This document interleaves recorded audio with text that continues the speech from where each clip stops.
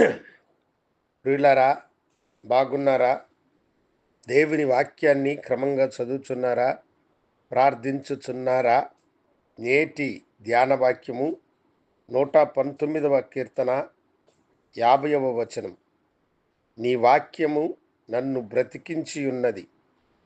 నా బాధలో ఇదే నాకు నెమ్మది కలిగించుచున్నది. దైవజనుడైనటువంటి దావీదు చెబుతున్న మాట ఇది. దేవా, నీ వాక్యమే నన్ను బ్రతికించున్నది. నా బాధలో ఇదే నాకు నెమ్మది కలిగించుచున్నది. దేవుని వాక్యము ఎంతో శ్రేష్టమైనటువంటిది, విలువైనటువంటిది. మనుషుల బాధలలో వారికి నెమ్మదినిచ్చేటువంటిది. ప్రాణాపాయ స్థితిలో వారిని బ్రతికించున్నటువంటిది కూడా దేవుని వాక్యమే. ఒక యవనస్తుడు ఆత్మహత్య చేసుకోవడానికి మెరీనా బీచ్ వైపు పరుగులు తీస్తూ ఉన్నాడంట. ఇసుకలో అతడు వేగంగా వెళుతూ ఉండగా అతని కాళ్లకు ఒక కాగితం రెపరెపాలంటూ చుట్టుకున్నది. ఆ కాగితము ఏమిటోనని అతడు చేత్తో తీసుకొని చూశాడు. అది ఒక కరపత్రిక.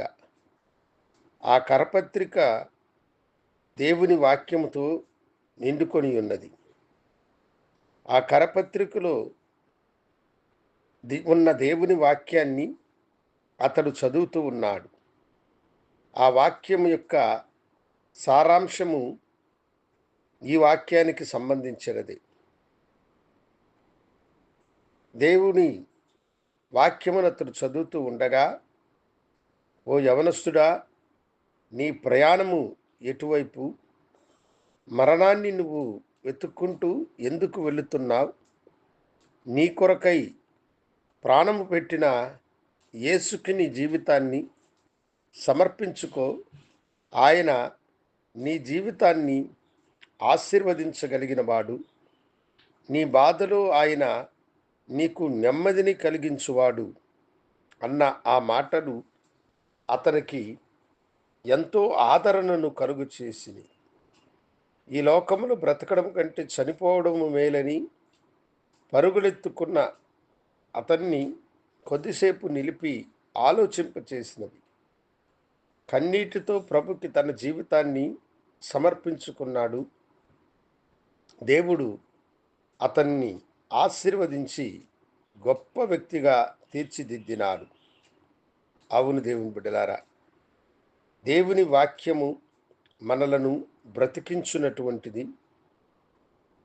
దేవుని వాక్యము మన బాధలలో మనకు నెమ్మదిని కలుగు చేసేటువంటిది. అందుకని దేవుని వాక్యాన్ని అనుదినము మనము చదవాలి, అనుదినము దానిని ధ్యానించాలి.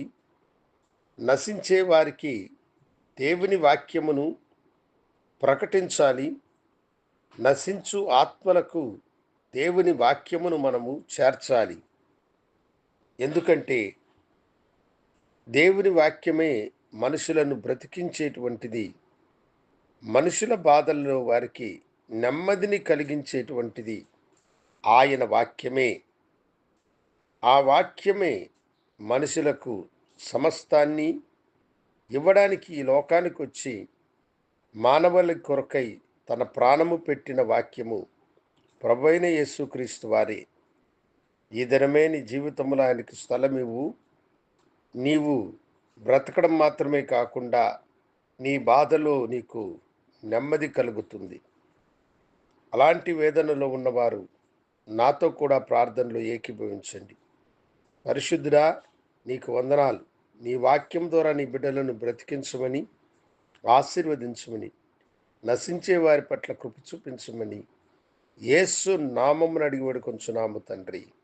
ఆమేన్. శుభోదయం. ప్రభు మిమ్మలను దీవించునుగాక. ఆమేన్.